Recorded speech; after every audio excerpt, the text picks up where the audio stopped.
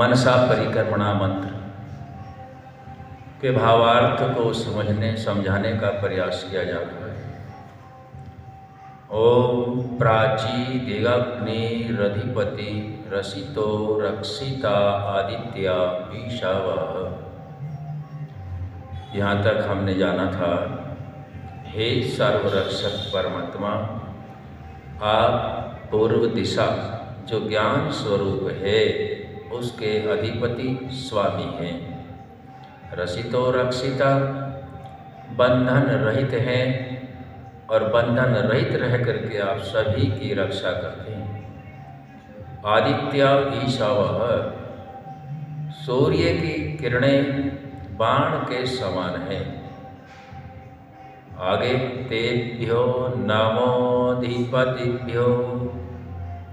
आपका जो अधिपति वाला गुण है, पूरब दिशा जो ज्ञान स्वरूप है उसके अधिपति आप हैं।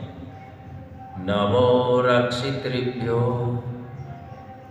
जो रक्षा करने वाला गुण है उसको भी, और जो अधिपति वाला गुण है उसको हम नमस्कार करते हैं।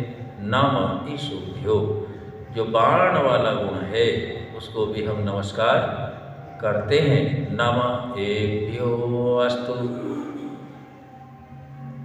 अर्थात इन सभी को हमारा बारंबार नमस्कार होवे। मंत्र का तीसरा भाग, यो स्मान् द्वेष्टि यं वयं द्विष्मस्तं वोजं भेदात्मा। यो स्मान्, यो जो स्मान हमसे, द्वेष्टि द्वेष करता है, जो हमसे द्वेष करता है। यम वयम द्विष्मस्तं, जिस अविद्या और अंधकार के कारण हम किसी से द्वेष करते हैं, द्वेष करते हैं, तम अविद्या और अंधकार के कारण द्वेष करते हैं। कोई हमसे द्वेष करता है या अविद्या अंधकार के कारण हम किसी से द्वेष करते हैं। वो जम भेदात्मा,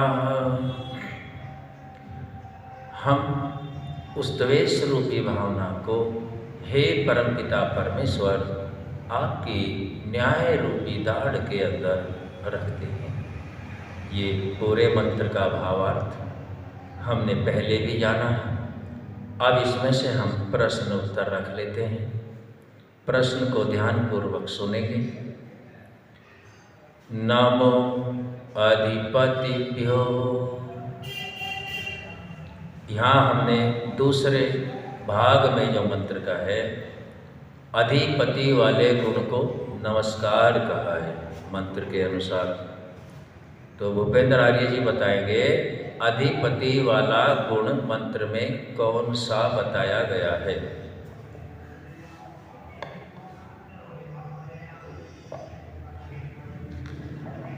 राजीव आर्य जी बताएंगे।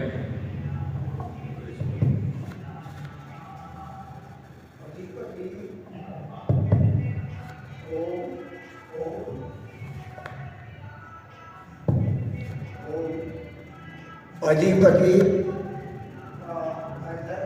स्वामी। नमो अधिपतिभ्यो, हम अधिपति स्वामित्व वाले गुण को नमस्कार करते हैं। और स्वामित्व वाला गुण मंत्र के पहले भाग में बताया गया है, जिसमें कहा प्राची दिगग्नि, पूर्व दिशा ज्ञान स्वरूप है, उसके अधिपति हैं। और अगले भाग में कहा तेभ्यो नमो अधिपतिभ्यो, उस अधिपति वाले गुण को हम नमस्कार करते हैं। समझ में आया। दूसरा, नमो रक्षितृभ्यो, नमो का अर्थ है नमस्कार करना, रक्षितृभ्यो रक्षा वाले गुण। तो इस मंत्र के पहले भाग में रक्षा वाला कौन सा गुण बताया गया है? रक्षा वाला बताया गया है रसितो, बंधन रहित। आप बंधन रहित हैं और सभी जगह आप रक्षा करते हैं। तीसरा, मंत्र के पहले भाग में जो गुण बताया, आदित्याय शवः, और दूसरे भाग में क्या बताया गया? नमः ईशुभ्यो। तो गुरुजी राजीव जी बताएं, नमः ईशुभ्यो जो बाण वाला गुण है वो कौन सा बताया?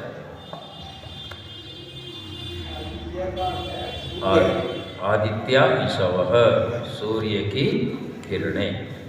फिर मंत्र के दूसरे भाग में फिर क्या बताया गया? नमः एभ्यो अस्तु। इन सबको हमारा बारंबार नमस्कार होवे। ये दोनों भाग हमने जाने हैं। तीसरा भाग यो स्मान द्वेष्टि, इसके अर्थ क्या है? कौन बताएंगे? भूपेंद्र आर्य जी बताओ। जो हमसे द्वेष करता है। अगला है यम वयम द्विष्मस्तम, इसका अर्थ कौन बताएंगे? अविद्या अंधकार के कारण हम यदि किसी से द्वेष करते हैं। तीसरा वो जम्भेदात्मा, इसका अर्थ कौन बताएंगे? परमात्मा की जम्भे कहते हैं दाढ़ को, तद्मय कहते हैं बीच में। हे परमात्मा, जम्भे आपकी जो न्याय रूपी दाढ़ है तद्मय, उसके बीच में रखते हैं। हम खुद उस पर कोई प्रतिक्रिया नहीं करते, ये हम सब परमात्मा आपके ऊपर छोड़ते हैं। तो इस ऐसा करने से हमारे अंदर से क्रोध, द्वेष, अहंकार, अविद्या आदि दोष नष्ट होते हैं। तो मंत्र के इतने लाभ हैं। मंत्र के 3 भागों में समझेंगे। हमने समझा स्तुति, प्रार्थना और उपासना। स्तुति जैसा परमात्मा है वैसा ही जानना। उपासना अच्छे गुणवान के पास बैठना। प्रार्थना जो अच्छे गुण वाला भी है और गुणवान है उससे प्रार्थना भी करना। तो मंत्र के पहले भाग में स्तुति की गई है और दूसरे भाग में नमस्कार किया है। तो यहाँ क्या किया हमने? उपासना की। और तीसरे में न्याय रूपी दाढ़ के अंदर रखा द्वेष रूपी भावना को दूर करने की प्रार्थना करिए।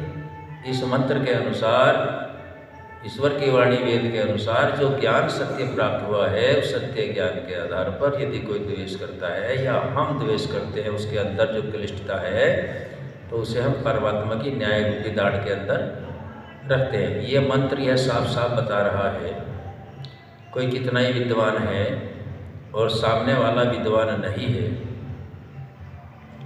तो उससे द्वेष नहीं करना है। अपनी बात उसके सामने वाद रूप में रखनी है, माने न माने। माने तो अपने लिए, नहीं माने तो अपने लिए। बाकी जो परिणाम है वो परमात्मा के ऊपर छोड़ देना होता है। हमें किसी से बहस करने में कोई लाभ नहीं है, क्योंकि मंत्र यही कहता है। और मंत्र के पश्चात ऋषियों का सिद्धांत भी यही है कि मनुष्य कर्म के करने में स्वतंत्र है। और सबसे बड़ा प्रभाव कब पड़ता है? सबसे बड़ा प्रभाव तब पड़ता है जब वही ज्ञान मनुष्य के आचरण में होता है। वाणी से, वक्तव्य से, लिखने से, सुनने से, पढ़ने से तो कम होता है, लेकिन सबसे ज़्यादा यदि प्रभाव पड़ता है तो आचरण से पड़ता है। हम आचरण के लिए हमने छोटे छोटे मंत्र रखे, वाक वाक, प्राण प्राण, चक्षु चक्षु, ये सब ठीक हो जाते हैं तो उस व्यक्ति का निश्चित ही प्रभाव भी पड़ता है। तो हम सभी ने ये पहला मंत्र के बारे में जानकारी प्राप्त की है। आगे का भाग फिर रखा जाएगा। आज यहीं तक। ओम सब